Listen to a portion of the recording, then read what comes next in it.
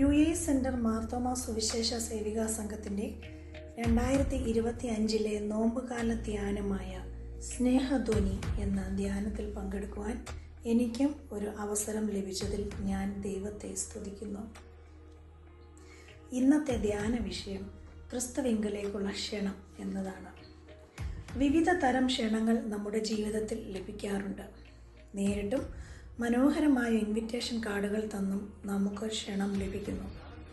നാം ആ ക്ഷണം സ്വീകരിച്ച് അവിടെ പോകുകയും അവരുടെ സന്തോഷത്തിൽ പങ്കെടുക്കുകയും ചെയ്യുന്നു.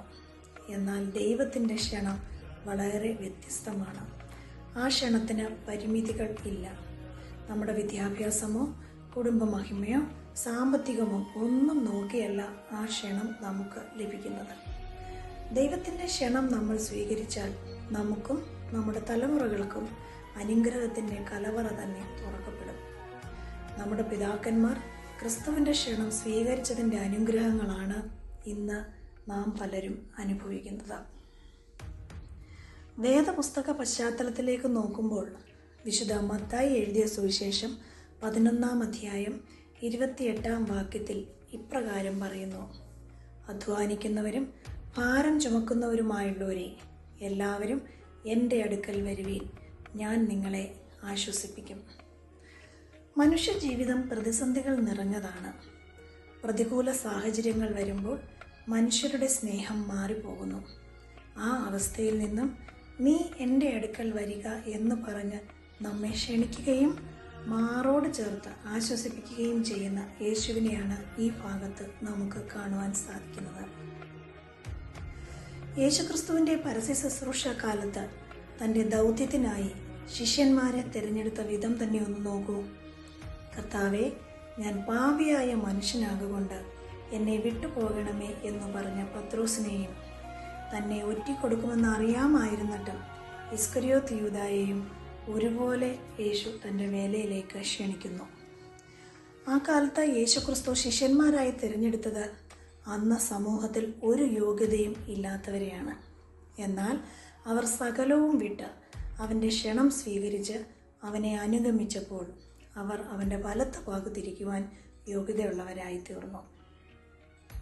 വിശുദ്ധ ലൂക്കോസിൻ്റെ സുവിശേഷത്തിൽ ഇപ്രകാരം പറയുന്നു: സക്കായിയെ, വേഗം ഇറങ്ങി വാ, ഞാൻ ഇന്ന് നിന്റെ വീട്ടിൽ പാർക്കേണ്ടതാകുന്നു എന്ന്.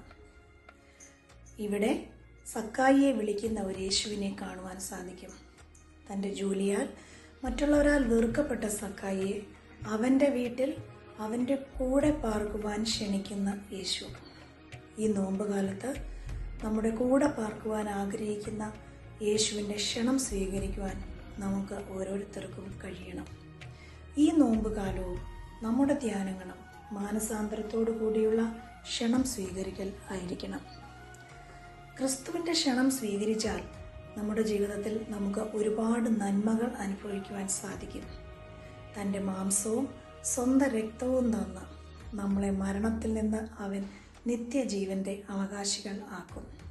കൂടാതെ സ്വർഗത്തിൽ നമുക്ക് വേണ്ടി ഒരു സ്ഥലം ഒരുക്കി സ്വർഗീയ ഭവനത്തിലേക്ക് അവൻ നമ്മെ ചേർക്കുകയും ചെയ്യും.